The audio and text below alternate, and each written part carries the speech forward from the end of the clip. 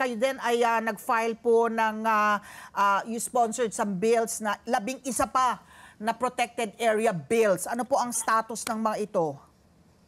Okay naman to kasi to napasa sa Kongreso. That means nag-usap na ang local na gusto nila tong i-declare na protected area. Hindi ko naman pinapasa ang Senado na walang counterpart sa House of Representatives. Ang ipinapasa ko lang yung meron ng pasado sa House of Representatives kasi that means tapos na sa kanila sa local ang usapan, di ba? Ako na lang ang kasi hindi ko naman pwedeng ipasa yung something na hindi pumasa sa House of Representatives kasi bicameral legislature tayo, dapat papasa sa House of Representatives at papasa din sa Senado, di ba? So useless na maipasa ko sa Senado na hindi pumasa sa House of Representatives. So Senator Cynthia, meron na po tayong inventory po. Yung 11 protected areas, yun na ho ba yun? At ano na po natin pala? Hindi pa po. When I started, there are 13. I passed 94 plus 7. So ngayon 114. Plus this 11, 125. Ganun kadami na po.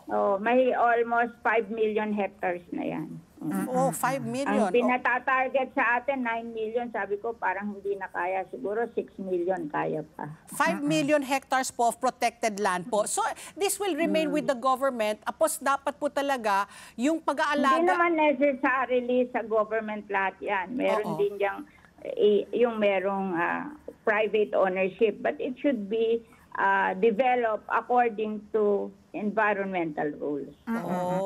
Okay. Senator, isa pang tanong ko about parang seeming kailangan talaga we're walking a fine line between deciding to yung land for agriculture para sa ating food security or land naman for housing, no? Yung urbanization, lumalaki yung population and we have a massive housing backlog. Alam nyo, kami, housing developer kami, hindi kami nagde-develop sa farmlands. Walang bibili ng bahay sa farmlands. Doon kami nagde-develop sa mga cities and capital towns. Hindi kami bumibili ng farmland para gawing housing. Yung mga farmland for agriculture yon. Yung housing namin nasa syudad at saka nasa capital towns. Expected naman ang mga syudad at capital towns may development sila. Kasi kawawa naman ng probinsya kung yung capital towns nila o syudad nila walang development na other than agriculture. But yung agriculture, yan, can remain the same. And patataasin lang natin ang productivity. Kasi kahit kalaki ng lupa for agriculture, kung ang productivity mababa, pangit din yan. Kaya ako can rate yung mga competitiveness enhancement fund para yung kahit the same amount of land, pero mas malaki ang productivity. May follow-up question lang ako doon, Patty, if you will allow me, no? Meron kasi sa research natin, ang sinasabing, pinupunto dito, Senator, tumataas daw yung cost ng housing dahil sa restrictions imposed by the Agrarian Reform Program on Land Use Conversion. Kaya daw lumalala ang malaki na nga problema natin sa housing backlog in affordable housing, napapalala pa nitong restrictions imposed by the Agrarian Reform Program. Is this true po, Senator? Tapos na po ang agrarian reform natin. Wala nang additional na pwedeng private land na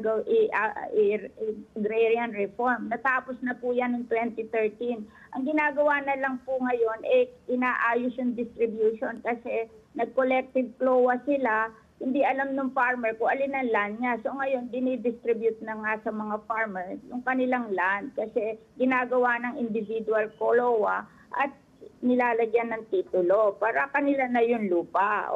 Wala nang agrarian reform, tapos na po yan.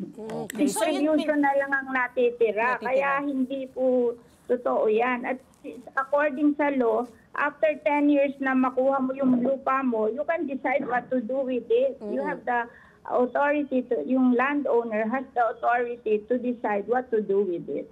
Yun na nga, Senator Cynthia, kayo po, yung chair rin po kayo ng Agriculture Committee. Yet po, di ba, correct me if I'm wrong, talagang pakonti po yung ating mga magsasaka. Like yung mga anak po nila, hindi, kaya nagiging pakonti ng pakonti yan, maliit ang kita. So hindi nila ini-encourage ang mga anak nila na mag-agriculture. Kaya kami ngayon, ang ginagawa namin, pinalalaki namin ang kita through the Rice Competitiveness Enhancement Fund, the Coconut Farmers and Industry Development Fund, the Livestock and Poultry Competitiveness Fund.